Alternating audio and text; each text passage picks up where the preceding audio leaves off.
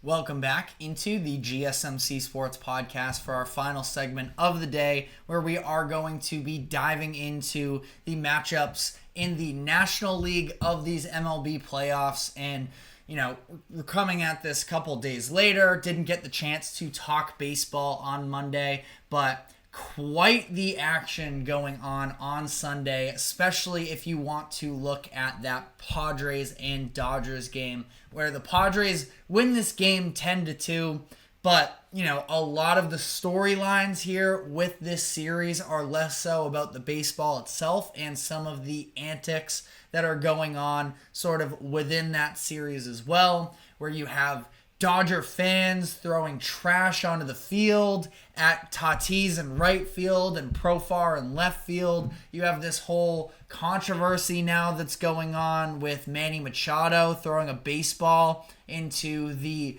Dodgers dugout, which Dave Roberts is up in arms about. So there is some real discontent on both sides of this series. And as long as we mostly keep it clean, I'm all here for it, because you saw early in the game, the seed was planted a little bit when Profar robbed that Mookie Betts what should have been home run in the first inning.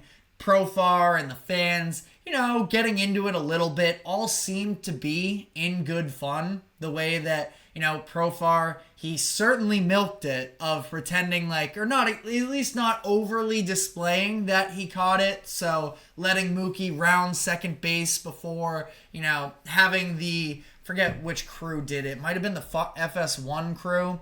That it was FS1, and they, had the home run graphic up for Mookie and everything just for that to be a robbed home run. I mean, that's when sort of the energy started here.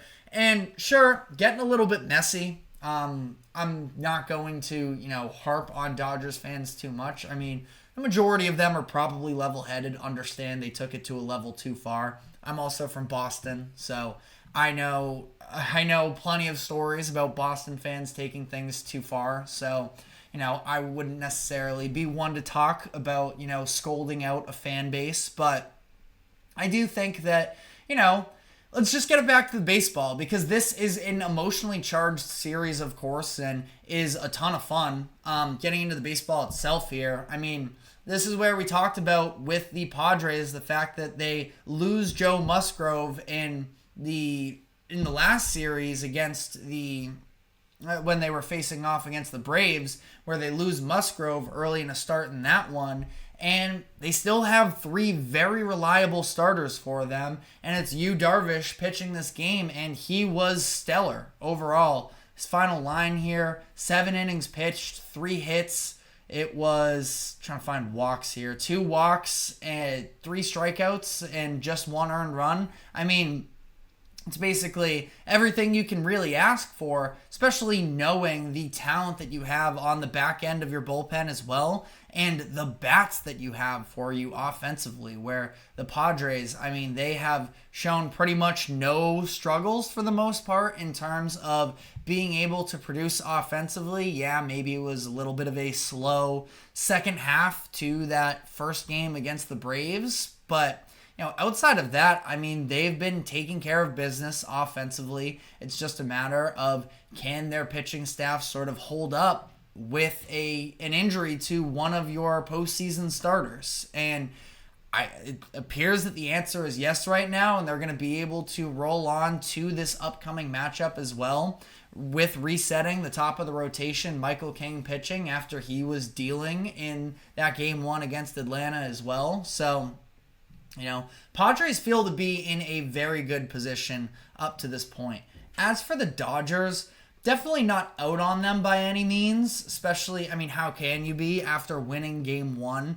But still really not all that convincing from their top 3 guys. Ohtani, obviously, I mean, why wouldn't he have an unbelievable postseason debut? Couple hits, a home run, 3 RBIs. I mean, that's just sort of business as usual for him. And Freddie Freeman was still, fine up to this point in the series. Had a couple hits in game 1. Trying to double check here and as for game 2, but Really when I talk about the struggles of the top three, it was Freeman was over 2 in this game, had to come out. That's right. Of Sunday's game. I believe that he's good to come back, but feel free to fact check me here in the comments section if I'm off base there. I think that he should be back for tonight's game. But Mookie Betts, and I love Mookie, like I mentioned, from Boston. So Mookie was very kind to us here in Red Sox Nation. But man, I mean, what a swing of momentum it was for him to be robbed on that home run on Sunday, because feels like, and ultimately, each at-bat is its own individual thing. If you don't believe in momentum, I'll hear you out on it, but sometimes when it rains, it pours, and for Mookie to at least be able to get out of his own head and this idea of him not producing in each of the past 2 postseasons, where I think it was just 1 hit that he recorded last year as the Dodgers were an early exit when they got swept by the Diamondbacks, that still really struggling to find his own here. And I don't really know what to say. I mean, sure, he's overcome a crucial injury this year, but Mookie, I mean, he's shown that he can do it in the playoffs in the past, and he had that impact in 2020, and for some reason, he's just not able to produce for them. And, he's still a net positive player. He's a, Gold Glove caliber, basically, wherever he is on the field, that he can produce for you, but at the same time, I mean, the lack of execution right now has been a little bit detrimental for the Dodgers. And, for a team that is, I mean, they're talented top to bottom, of course, as well. But even with that being said, I mean, this is a situation where the Dodgers have to be able to, their entire identity, really, and I know that, they've invested into the pitching corps to at least some degree, but the big three is sort of where their offense is supposed to revolve around. And right now, Mookie not even getting on base for them. So I think that's pretty concerning there. Their game 3 at 9:08 p.m. Eastern tonight. We have Walker Buehler versus Michael King. Like I mentioned, I think that this is an excellent spot for the Padres in these next couple games to be able to potentially close out the Dodgers, send them packing with all of this extra baggage that's sort of on the table and the bad blood between the Padres and the Dodgers. Kind of feel like it favors the Padres going home here. But, if you're a Dodgers believer, let us know why in the comments section. And there's a number of different talent perspectives to point to, but I do think that this thing is sort of swinging in the direction of the Padres. And then Phillies versus Mets. I mean, the Mets have just continued to produce classic after classic for us here so far in the postseason, where it was, the rally in game 1, definitely a good one in that 8th inning, 9th inning, being able to sort of pour it on the Phillies and make this thing a game out of nowhere, which they just continue to do. If you don't close the door on the Mets, they will find a way to be resilient. Part of why it was so huge, I think, honestly, that home field advantage on Sunday for this Game 2 matchup for the Phillies to be able to pitch last and the Phillies to be able to hit last, I should say, and not give that offense a chance to continue to rally off of the momentum swings, and just they always seem to come through and be resilient in those moments where Philly's got some bats too. They got some guys who have been doing this for a minute. I mean, Bryce Harper and just what he brings, obviously, in his own right, so incredible. Everything that he does, the back-to-back home runs with him and Castellanos earlier in the game. That was during the 6th inning.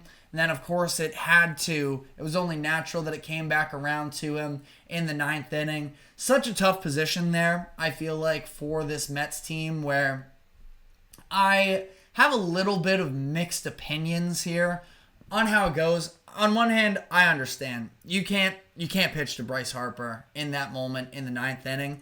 I also do think it is incredibly tough to put Trey Turner, with the speed that he has on second base, a hit to the outfield wins it.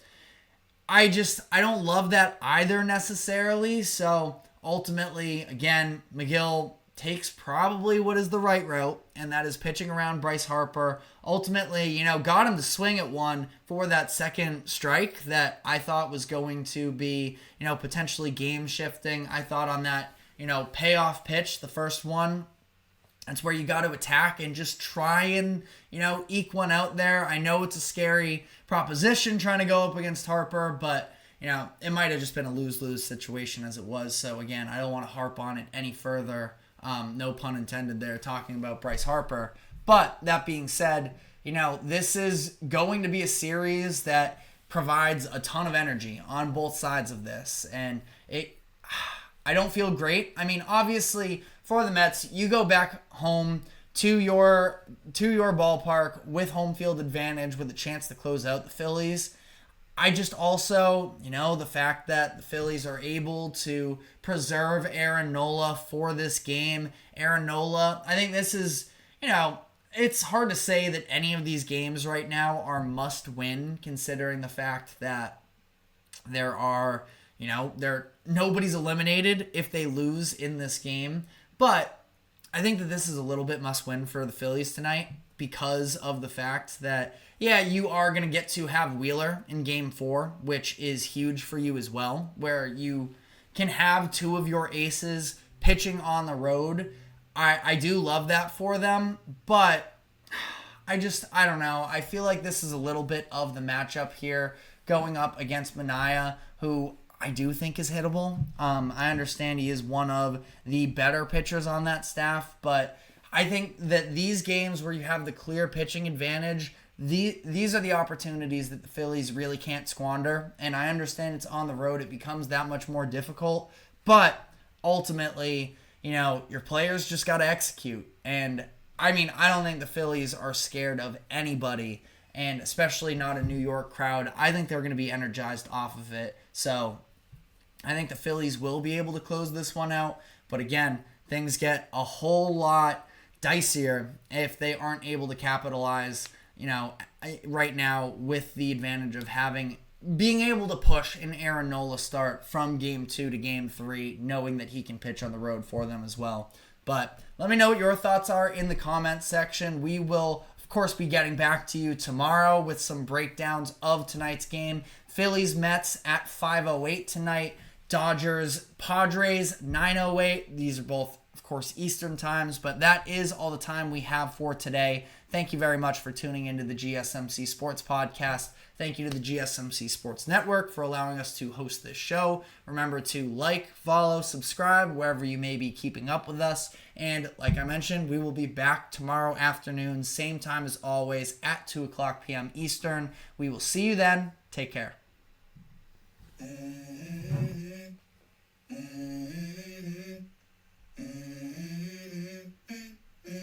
Let's go.